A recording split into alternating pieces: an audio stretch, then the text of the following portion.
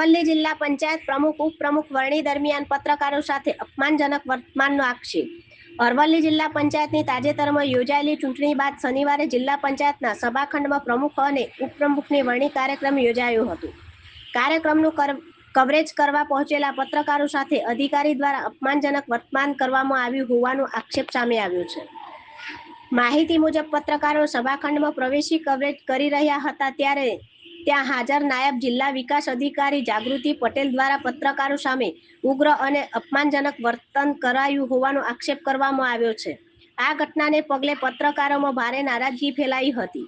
પત્રકારોએ પ્રશ્ન ઉઠાવ્યો હતો કે તાજેતરમાં યોજાયેલી મોડાસા નગરપાલિકાની પ્રમુખ ઉપપ્રમુખની ચૂંટણીમાં મીડિયાને કવરેજ કરવાની મંજૂરી આપવામાં આવી હતી, તો જિલ્લા પંચાયતની ચૂંટણીમાં આવું વલણ કેમ અપનાવવામાં આવ્યું?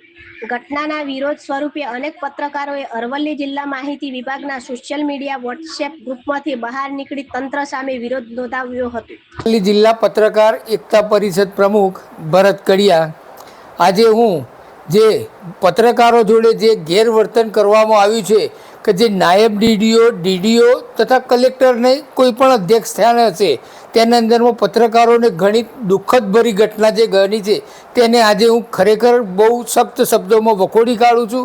અને જે વારે વારે પત્રકારોની જ્યારે જરૂર હોય છે ત્યારે માહિતી ખાતું તથા અન્ય કોઈ પણ ગવર્મેન્ટના ખાતા તે તળિયા ઘસી કાઢતું હોય છે પત્રકારોને બોલાવવા માટે।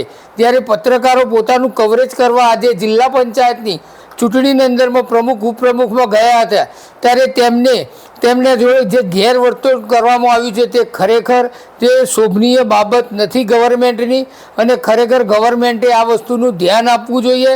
કારણ કે જ્યારથી મોદી સાહેબ બેઠા છે ત્યારથી મોદી સાહેબ એક જ વસ્તુ કહે છે કે પત્રકાર છે તો અમે છીએ, તો આજે એ પત્રકાર ક્યાં ગયા?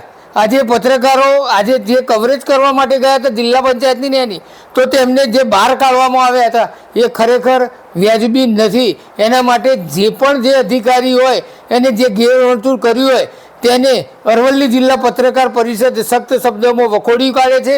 અને તે પણ એવું જણાવી રહ્યા છે કે જે કાયદેસર જે અધિકારીઓએ જેને અપશબ્દ વાપર્યા હોય તેમને માફી માગવી જોઈએ, અને આવા અધિકારીઓને હું તો એવું કહું છું કે આવા અધિકારીઓને હોદ્દા પરથી દૂર કરવા જોઈએ।